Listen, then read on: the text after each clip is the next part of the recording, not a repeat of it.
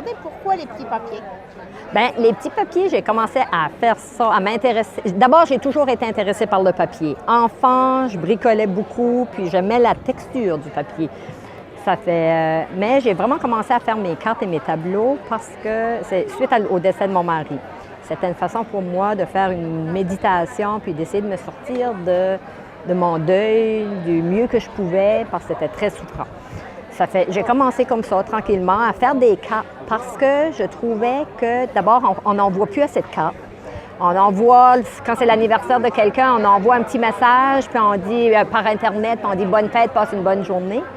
Et moi, ce que je trouvais important qu'on retrouve, c'était aussi la calligraphie de la personne. Parce que quand la douleur était trop grande par rapport à la perte de mon mari, je retournais dans les cartes qu'il m'avait offertes et je retrouvais son écriture. Et j'avais un peu l'impression qu'il était là. Ça fait que pour moi, c'était terriblement important que les cartes continuent à vivre pour la calligraphie. Alors, j'ai commencé à faire ça pour moi, puis je ne vendais pas mes cartes, je faisais rien avec ça. Mais là, les amis ont commencé à dire « Non, ben Louise, il faut que tu fasses des cartes pour les vendre, puis il faut que tu continues. » Puis, ça fait que c'est comme ça que ça a pris cette ampleur-là.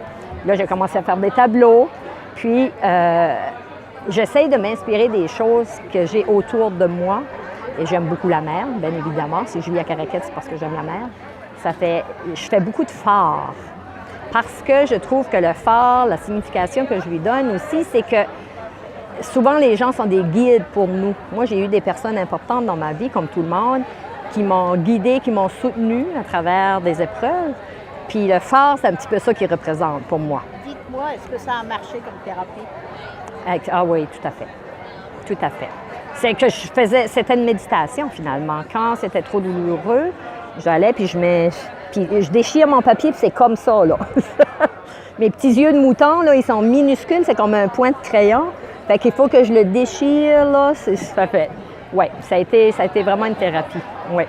Au point où par la suite, l'année dernière, j'ai fait 2 ateliers sur le deuil que j'ai donnés à des gens qui étaient endeuillés à travers le collage. J'ai eu une première fois 20 femmes à l'atelier, puis la deuxième fois, c'était une quinzaine de femmes. Mais c'est extraordinaire qu'est-ce qui est sorti de leur collage. Des femmes qui n'avaient jamais bricolé, qui n'avaient jamais rien fait de leurs mains, mais qu'à travers cet atelier-là, ont réussi à dire au revoir à leur être aimé.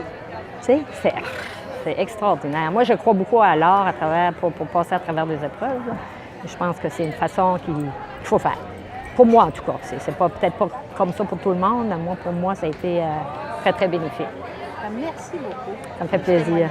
Ça me fait plaisir.